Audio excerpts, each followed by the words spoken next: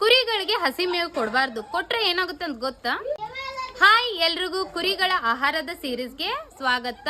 ನೀವೇನಾದ್ರೂ ಈ ಎಲ್ಲಾ ಸೀರೀಸ್ ನೋಡಿದ್ದೆ ಆದ್ರೆ ಕುರಿಗಳ ಆಹಾರದ ಬಗ್ಗೆ 1% ಕೂಡ ಡೌಟ್ ಇಲ್ಲಾರಂಗ ಕ್ಲಾರಿಟಿ ಸಿಗುತ್ತೆ. ಬಹಳಷ್ಟು ಜನ ತಪ್ಪು ತಿಳುವಳಿಕೆಯಿಂದ ಆಧಾರ ಏನಪ್ಪಾ ಅಂದ್ರ ಕುರಿಗಳಿಗೆ ಹಸಿ ಮೇವು ಕೊಡಬಾರ್ದು ಅಂತ. ಈ ಭೂಮಿ ಮೇಲೆ ಪ್ರತಿಯೊಂದು ಪ್ರಾಣಿಗೆ ಹಸಿರು ಮೇವು ಅನ್ನೋದು ಬಹಳ ಇಂಪಾರ್ಟೆಂಟ್ ಐತಿ. ಅದ್ರೊಳಗ ಪ್ರಾಣಿಗಳಿಗಂತೂ ಆಕಳ, ಎಮ್ಮಿ, ಕುರಿ, ಆಡು ಎಲ್ಲದಕ್ಕೂ ಹಸಿ ಮೇವು ಬೇಕು. ಕೆಲವೊಂದ್ ಕಡೆ ಒಣ ಮೇವು ಕಡಿಮೆ ಸಿಗುತ್ತಂತ ಹೆಚ್ಚಾಗಿ ಹಸಿ ಮೇವನ್ನ ಬಳಸ್ತಾರ.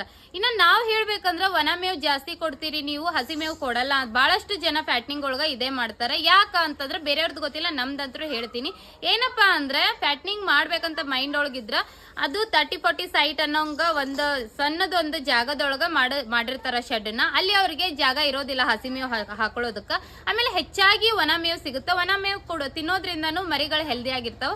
ಸೊ ಹಂಗಾಗಿ ಅಲ್ಲಿ ಹಸಿ ಮೇವು ಬಿಟ್ಟು ಒಣ ಮೇವು ಜಾಸ್ತಿ ಹಾಕ್ತಾರ. ಬೆಳೆದು ಅದಕ್ಕೆ ಹಸಿ ಮೇವು ತಿನ್ಸೋ ಅಷ್ಟಿರಲ್ಲ, ಸುತ್ತಾಡಿ ಮೇಯಿಸೋ ಅಷ್ಟು ಇರಲ್ಲ. ಸೊ ಹಂಗಾಗಿ ಹಸಿ ಮೇವನ್ನ ಸ್ಟಾಪ್ ಮಾಡಿ ಈಗೆಲ್ಲ ಫ್ಯಾಟ್ನಿಂಗ್ ಬಿಸ್ನೆಸ್ ಗೆ ಇಳಿದಾಗಿಂದ ಒಣ ಮೇವು ಮತ್ತ ಕಾಳುಗಳನ್ನ ಜಾಸ್ತಿ ಬೆಳೆಸಿ ಫ್ಯಾಟ್ನಿಂಗ್ ಬಿಸ್ನೆಸ್ ಸ್ಟಾರ್ಟ್ ಮಾಡ್ಯಾರ.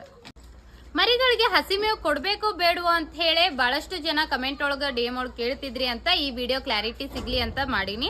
ಸೊ ಇದೇನಾದ್ರೂ ನಿಮ್ಗೆ ಯೂಸ್ಫುಲ್ ಅನ್ಸಿದ್ರ, ನಿಮ್ಗ ಮರಿಗಳಿಗೆ ಹಸಿ ಮೇವು ಕೊಡ್ಬೇಕು ಬೇಡವೋ ಅನ್ನೋ ಡೌಟ್ ಏನಾದ್ರೂ ಕ್ಲಿಯರ್ ಆಗಿದ್ರ ಈಗ ನನ್ನ ಪೇಜ್ ನ ಫಾಲೋ ಮಾಡ್ರಿ. ಅಂಡ್ ನೆಕ್ಸ್ಟ್ ಸೀರೀಸ್ ಒಳಗ ಇನ್ನೊಂದು ಫುಡ್ ಬಗ್ಗೆ ಹೇಳ್ತೀನಿ, ಏನಂತ ವೇಟ್ ಮಾಡ್ರಿ. And thank you for watching.